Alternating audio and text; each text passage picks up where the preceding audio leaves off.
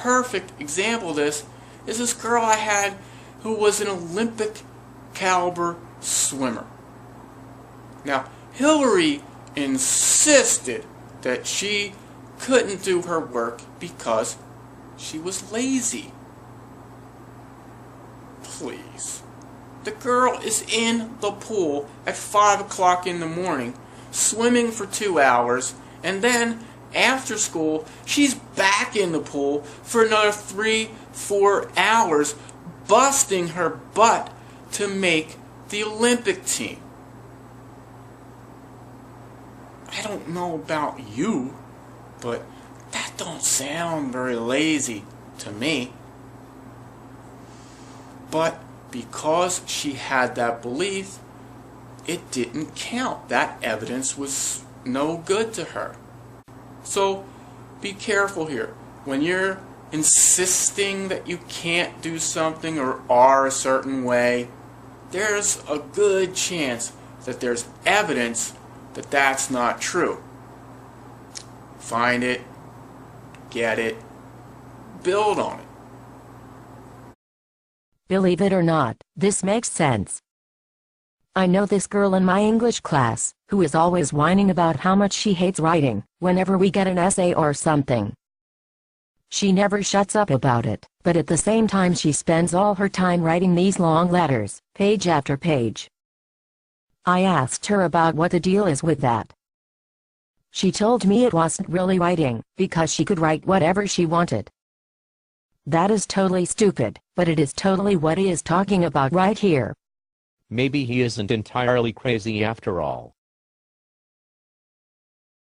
Let's not push it.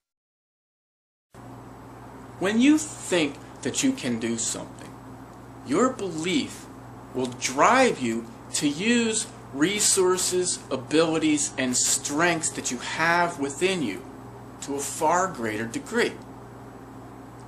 Then, things that seemed impossible can become possible. The best example I know to illustrate this is Roger Bannister, the guy we talked about in the visualization video, the first man to break the 4-minute mile. Here's the deal. It was considered impossible. And of course, nobody had ever done it in all the years that they were timing runners. But Roger was convinced, Roger set the goal, Roger believed, and Roger trained and visualized until he did it. Now, how cool is that? Well, however cool it is, it gets even better. Because, funny thing, here was something that was impossible for so many years until Roger Bannister did it. And then 40-some days later, somebody did it again. And within 1 year of Roger Bannister doing it, 37 other runners broke the 4-minute mile. What's that about?